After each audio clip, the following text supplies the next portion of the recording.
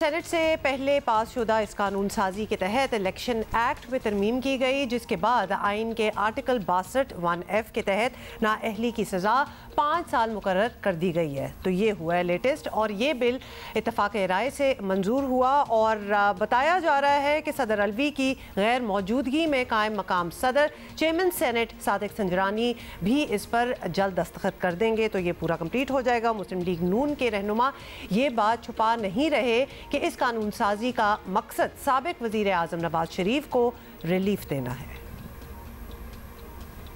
From day one ये एक ज़्यादती थी और एक गलत इकदाम था। सुप्रीम कोर्ट की तरफ से हम ये कहते रहे बार बार, और बारहा आपके प्रोग्राम से बात हुई कि वो जजमेंट जिसकी बुनियाद पर उनकी नाअहली की गई उसको हम असूली तौर पे इन द फर्स्ट प्लेस ही गलत समझते हैं, और अगर एक गलत काम हुआ था वो दुरुस्त होता है, तो चाहे वो आइन और कानून साजी के ज़रिए हो, चाहे अदालत के फ़ैसले के ज़रिए हो, उसको बारसूरत होना चाहिए। मेरा ये ख्याल है कि जब भी कोई पार्टी लीडरशिप फ़ैसला करेगी उसमें ये चीज़ शामिल होगी कि इसमें मियाँ साहब चौथी बार प्राइम मिनिस्टर बनते हैं, पार्टी के कैंडिडेट कौन होते हैं इलेक्शंस में जो एज अ पोस्टर फेस कि हम अगर जीतते हैं तो हमारे वज़ीर आज़म कौन होंगे, ये सारी चीज़ें इंतखाबात से पहले तय पाएंगी, ज़रूर पाएंगी। हुकूमत तो नवाज शरीफ की वापसी का रास्ता बना ही रही है। नवाज शरीफ खुद भी कुछ मुतहर्रिक से लग रहे हैं और वो इस वक्त मरीम नवाज के हमरा दुबई में मौजूद है, जहां अहम मुलाकातें हो रही हैं और पाकिस्तान वापसी का रोड मैप तैयार किया जा रहा है। साबिक सदर जरदारी और बिलावल भुट्टो भी दुबई पहुंच चुके हैं, उनसे भी नवाज शरीफ की जल्द मुलाकात का इम्कान है। बताया जा रहा है कि कानूनी उलझने दूर करने का तरीक़ाकार फाइनल किया जाएगा और लेट्स सी क्या होता है। मलिक अहमद खान साहब ने हमें ज्वाइन किया है, उन्हीं से बात कर लेते हैं। मलिक अहमद खान साहब, सबसे पहले तो जिस दिन कौमी असम्बली में बजट के जरिए गरीब तनख्वाहदार पर टैक्स का नया बोझ लादा जा रहा था, उसी दिन नवाज शरीफ की नाअहली ख़त्म कराने का कानून जो है वो भी पास हो रहा था। तो क्या ऐवान और हुकूमत की तरजीहात में आम आदमी का, सॉरी टू से बट, यही मकाम है? देखिए, मैं आपके सवाल को दो हिस्सों में तकसीम कर लेता हूँ।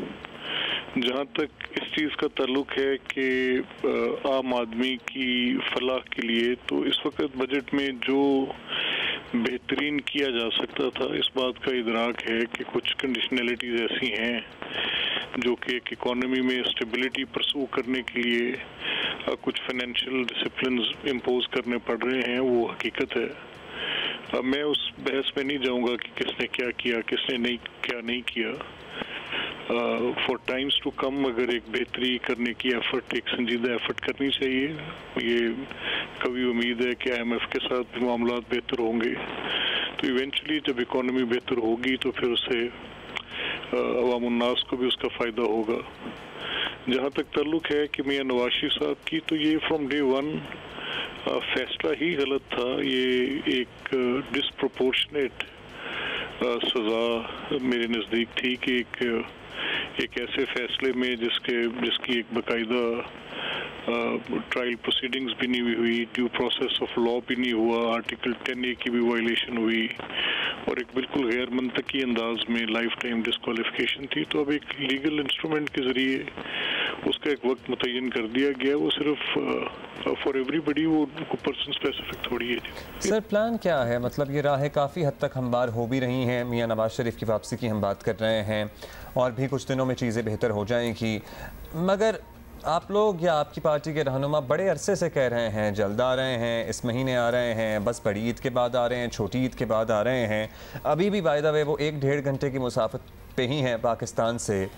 आप लोगों को या तो ज़रूरत नहीं है यहाँ मियाँ नवाज शरीफ की, या फिर उनके कोई और इरादे हैं। When is he actually coming back? देखिए, मुस्लिम लीग नून बुनियादी तौर पे ये समझती है कि मियाँ नवाज शरीफ साहब की जो एक लोगों के साथ एक उनका ताल्लुक है, वो आप चाहे पब्लिक ट्रस्ट की सूरत में देखें, चाहे पब्लिक की डिलीवरेंस जो अवाम उन्नास के लिए जो आपके पहले सवाल का हिस्सा था, उस एतबार से देखें, पब्लिक कन्वीनियंस के बड़े मनसूबा जात को देखें, पाकिस्तान की तरक्की को देखें, पाकिस्तान की इकॉनमी जब भी कभी बेहतर हुई है उसमें मियाँ नवाज शरीफ की हुकूमत के वक्त के अदाद शुमार आपके सामने रहे हैं, वो देखें। तो ये तो कहना बिल्कुल एक हकीकत है कि उनकी ना सिर्फ जमात को, मुल्क को ज़रूरत है, और हम ये समझते हैं पूरी दयानतदारी से कि उनके आने के साथ इंशाल्लाह सियासत में भी बेहतरी आएगी और मईशत में भी बेहतरी आएगी। अच्छा चले ठीक है, ये भी बता दें कि कल एक और कानून भी तय हुआ, वो है इलेक्शन कमीशन को इलेक्शन के ऐलान का मुकम्मल इख्तियार देने का।